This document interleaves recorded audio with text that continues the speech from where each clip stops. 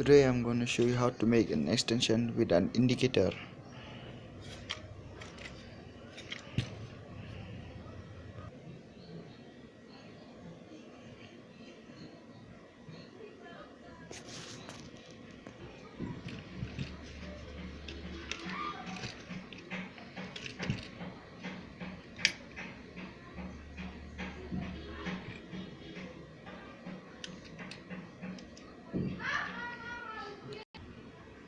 From here to here will take phase, from here to here will take neutral, because indicator need both neutral and phase.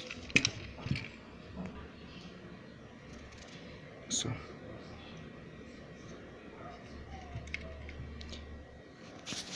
and now this is the supply wire.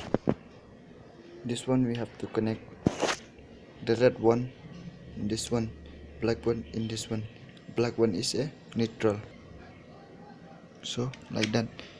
Red one here, black one here, connect, join from here to here, so that this one will get neutral. And this one, when you on the switch, this one will on, so the indicator here. Okay, and this one is earthing, so we don't need earthing now. So let's test it.